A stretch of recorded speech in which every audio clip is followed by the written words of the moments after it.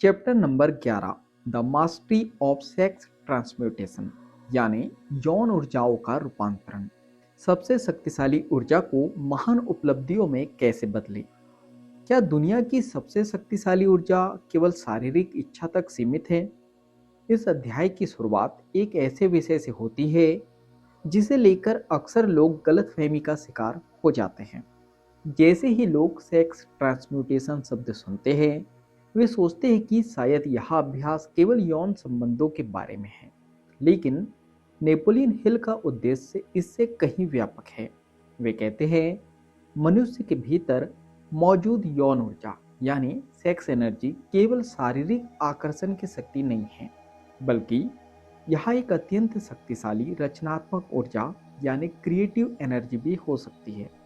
उनके अनुसार यदि इस ऊर्जा को सही दिशा दी जाए तो यही ऊर्जा कला, व्यवसाय, नेतृत्व यानी लीडर और आविष्कार और महान उपलब्धियों का स्रोत बन सकती है।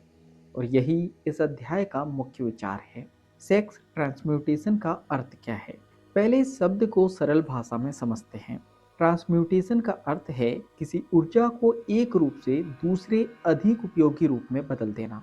नेपोलियन हिल का कहना है कि मनुष्य के भीतर मौजूद तीव्र भावनात्मक और यौन ऊर्जा यदि केवल शारीरिक इच्छाओं तक सीमित न रहे और उसे रचनात्मक कार्यों, सीखने, नेतृत्व, कला, व्यवसाय या किसी बड़े उद्देश्य की ओर मोड़ दिया जाए तो वह असाधारण परिणाम दे सकती है।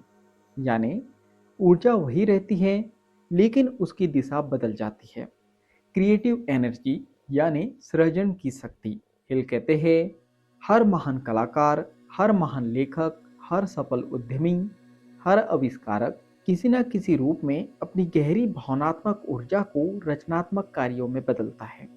जब व्यक्ति किसी बड़े उद्देश्य से जुड़ता है तो उसकी ऊर्जा केवल इच्छा तक सीमित नहीं रहती, वह कल्पना, मेहनत, नवाचार और नेतृत्व में बदलने लगती है। यही क्रिएटिव एनर्जी है। इच्छा और उपलब्धि का संबंध। अब एक सवाल, क्या आपने कभी महसूस किया है कि जब आप किसी लक्ष्य के लिए बहुत उत्साहित होते हैं तो आपके अंदर काम करने की ऊर्जा भी बढ़ जाती है और देर तक काम कर सकते हैं, नई चीजें सीख सकते हैं, बार बार असफल होने के बाद भी उठ सकते हैं। नेपोलियन हिल कहते हैं, इंसान की भावनाएं अगर सही दिशा में लगाई जाए तो वे उसकी सबसे बड़ी ताकत बन सकती है। लेकिन अगर वही ऊर्जा बिना उद्देश्य के बिखर जाए तो वह व्यक्ति का ध्यान और क्षमता दोनों कम कर सकती है। महान उपलब्धियां केवल प्रतिभा से नहीं बनती। नेपोलियन हिल ने अपने अध्ययन में कई सफल लोगों का विश्लेषण किया। उन्होंने यह निष्कर्ष निकाला कि महान उपलब्धियां केवल बुद्धिमत्ता का परिणाम नहीं थी, उनके पीछे गहरी प्रेरणा, भावनात्मक शक्ति और अपने उद्देश्य के प्रति असाधारण समर्पण भी था। हिल का मानना था कि जब व्यक्ति अपनी गहरी भावनात्मक ऊर्जा को किसी बड़े लक्ष्य से जोड़ देता है तो उसका उत्साह और रचनात्मकता दोनों बढ़ सकते हैं। ऊर्जा का सही उपयोग क्यों जरूरी है? कल्पना कीजिए, आपके पास बहुत शक्तिशाली इंजन है लेकिन उसकी कोई दिशा नहीं है। क्या वह आपको मंजिल तक पहुंचा पाएगा? शायद नहीं। अब वही इंजन अगर सही दिशा में लगाया जाए तो वह आपको बहुत दूर तक ले जा सकता है। नेपोलियन हिल यही समझाना चाहते हैं, ऊर्जा अच्छी या बुरी नहीं होती, उसकी दिशा महत्वपूर्ण होती है। अगर आपकी ऊर्जा सीखने में, सृजन करने में, समस्याओं का समाधान खोजने में और अपने लक्ष्य पर केंद्रित रहने में लगती है तो वही ऊर्जा आपकी सफलता का आधार बन सकती है। भावनाएं और रचनात्मकता। हिल कहते हैं, जब मनुष्य गहराई से प्रेरित होता है तो उसकी कल्पना शक्ति भी अधिक सक्रिय हो जाती है। वह नए विचार सोचता है, बेहतर समाधान खोजता है और अपने काम में अधिक समर्पण दिखाता है। यही कारण है कि उन्होंने इस अध्ययन को केवल शारीरिक विषय नहीं बल्कि रचनात्मक क्षमता से जोड़ा है। आज के समय में इसका क्या अर्थ है?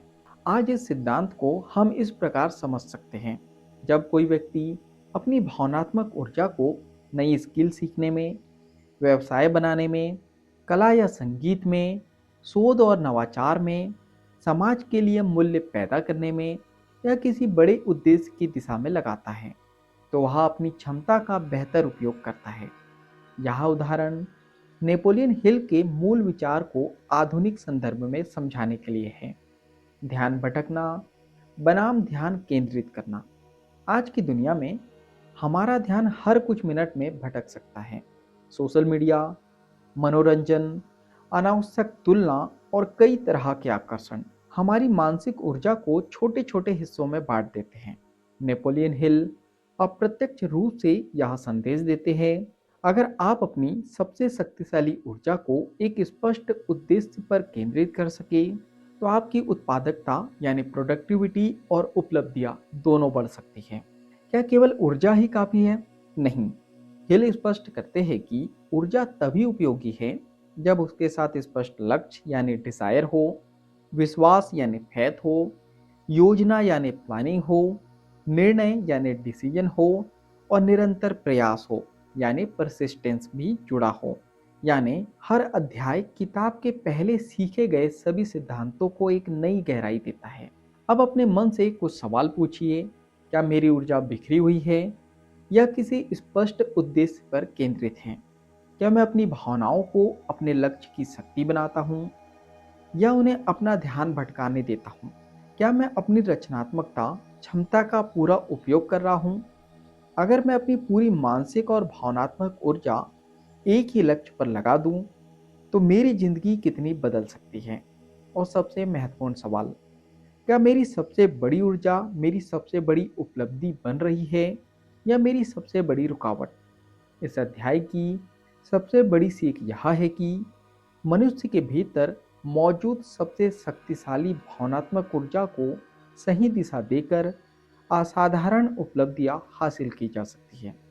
नेपोलियन हिल के अनुसार सेक्स ट्रांसम्यूटेशन का अर्थ केवल शारीरिक इच्छा नहीं, बल्कि उस गहरी ऊर्जा को रचनात्मकता, नेतृत्व, सीखने और नवाचार और महान उद्देश्यों में बदलना है। याद रखिए, ऊर्जा स्वयं सफलता नहीं देती, लेकिन सही दिशा में लगाई गई ऊर्जा सफलता की गति को कई गुना बढ़ा सकती है। जब आपकी भावनाएं, आपकी कल्पना, आपका उद्देश्य और आपकी मेहनत एक ही दिशा में काम करने लगते हैं, तब साधारण शक्ति भी असाधारण उपलब्धियां हासिल कर सकती है। और शायद यही नेपोलियन हिल का सबसे गहरा संदेश है। अपनी सबसे शक्तिशाली ऊर्जा को बिखरने मत दीजिए, उसे अपने सबसे बड़े सपने की ओर मोड़ दीजिए।